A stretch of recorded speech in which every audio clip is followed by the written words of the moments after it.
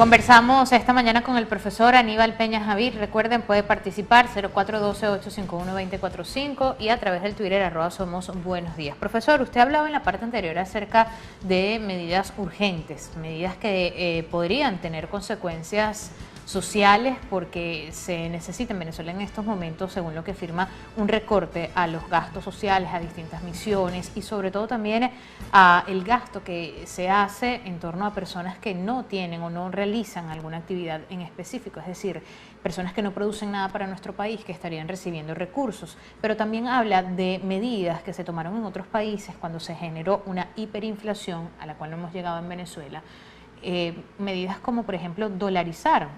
¿Es posible que en Venezuela se tome este tipo de medida? Muchas veces le he preguntado acerca de esto y hemos insistido porque parece algo bastante alejado, una decisión bastante que podría tomarse quizás en muchos años en Venezuela, pero no todavía. Bueno, con este proyecto no va a haber la dolarización, porque es lógico que en un país como está Venezuela en estos momentos, la dolarización puede ayudar a bajar la inflación y la baja la inflación. Pero resulta que cuando un país dolariza su economía, ya el déficit fiscal no lo va a poder solucionar con emisión de dinero inorgánico como lo está haciendo en estos momentos. En la Casa de la Moneda de Maracay se hace dinero inorgánico, que ese dinero se tira a la calle. ¿Y cómo se tira a la calle? PDVSA, por ejemplo, no tiene, el flujo de caja no es suficiente, no tiene suficiente liquidez. Bueno, PDVSA emite unos bonos, esos bonos se los da al Banco Central y el Banco Central le da billetes nuevecitos que hicieron en la Casa de la Moneda de Maracay. Ese dinero va a la calle pero no tiene respaldo. Entonces, como no tiene respaldo, lo que va a generar es inflación. Entonces, claro, mientras estemos con esa política de emitir dinero inorgánico, vamos a estar siempre buscando el incremento de la inflación y podemos llegar a la hiperinflación. Las medidas de ajuste que han tomado algunos países de la dolarización, claro, tienen que tener disciplina fiscal, porque con la dolarización usted no puede emitir dinero inorgánico, no puede emitir billetes porque la maquinita de hacer billetes no está aquí, esa está en Washington. Entonces usted, para tener más dólares, usted va a tener que exportar, y para usted exportar va a tener que producir más. Entonces no es solamente petróleo, hay que diversificar la economía, y entonces a medida que usted produce y satisface el mercado interno, por lógica que usted puede exportar. Cuando usted exporta van a entrar más dólares, y cuando entran dólares se incrementan las reservas internacionales, y al incrementarse las reservas internacionales tenemos más respaldo para la moneda que está circulando y no tendríamos ese problema con un dólar paralelo como está y tres tipos de cambio, uno a 6.30, uno a 13.80 horas para el viajero y el otro que está casi en 200. Entonces ese es el problema en la dolarización, disciplina fiscal. No puede haber populismo. En Ecuador tiene un grave problema ahorita que está dolarizada la economía y le bajó el petróleo y ahí tienen el problema. No puede hacer nada que vaya a tener un déficit fiscal porque el Congreso no se lo va a permitir. Cuando hablamos acerca de diversificar la economía y más allá de diversificar la economía, profesor, el tema de Dollar Today y sobre todo el impacto porque se ha convertido en una referencia para el costo de muchos productos e incluso, como usted afirmaba en la parte anterior, comerciantes en Venezuela calculan algunos de sus costos a base, o la mayoría de sus costos, a base a esa cotización de Dollar Today. ¿Cómo de alguna manera se puede salir quizás de ese hoyo, de esa referencia, mala referencia que ha generado mucha especulación entre costos de diferentes productos, incluso servicios? Estamos hablando también de la cotización de vehículos, de inmuebles también en nuestro país, que son dos de las principales necesidades en Venezuela. Bueno, mire, ese Dollar Today se ataca cuando Venezuela, o sea, el Ejecutivo o el gobierno, las reservas internacionales se incrementen. Al incrementarse las reservas internacionales y eliminar esos tipos de cambio, o sea, unificar el tipo de cambio, Venezuela va a poder combatir el dólar paralelo. Pero no tenemos nada en las reservas internacionales. Entonces, lo que se está recortando, lo que se le da al sector privado para hacer las importaciones que necesita el Ejecutivo para satisfacer el mercado interno. Entonces, si no hay dólares, no se va a combatir el mercado paralelo, porque tenemos un problema en estos momentos. Si un empresario necesita, un ejemplo, $1 millón para importar, y resulta que nada más que le dan a través del sistema de Sencoex, nada más que le dan la mitad, $500,000, resulta que los otros $500,000 va a tener que irse al mercado paralelo a conseguirlo. Y entonces ahí es donde viene el problema. Y el mercado ese, el dólar paralelo, el dólar today, esa es una negociación que se hace en la frontera, se hace en Cúcuta, pero eso se estaba haciendo a través del contrabando de extracción, sobre todo la gasolina. Entonces, cuando la gente sacaba la gasolina y se llegó, y eso no es nuevo, son 700 y pico que dice la prensa de gandolas que salen diario, que salían diario para Colombia. Entonces, eso se vendía allá. Y cuando la gente vendía eso, claro que lo llevaba a peso. Y al llevarlo a peso lo convertía en dólares. Y al convertirlo en dólares, Genera una ganancia. aquí en Venezuela, en el mercado paralelo, claro. ¿Y cuál era, por qué se presta eso? Porque resulta que el peso está sobrevaluado en relación al dólar, pero el bolívar está sobrevaluado en relación al peso.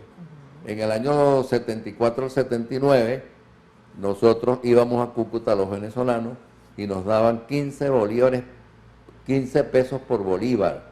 La mayoría de los venezolanos compramos cuadernos, útiles escolares, comíamos allá la bandeja, la comida típica de ellos, comprábamos caucho, mandábamos a arreglar los carros, mandábamos a pintar los carros allá en Cúcuta porque salía más barato.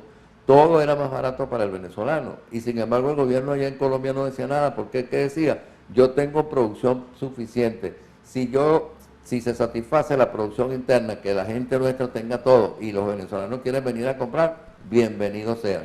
Pero el caso de Venezuela en estos momentos es que nosotros no producimos nada. Entonces, ¿qué es lo que estamos haciendo? Importando productos que son subsidiados y la mayoría tiene control de precios muy barato y por lógica los colombianos tienen que venir a comprarlos.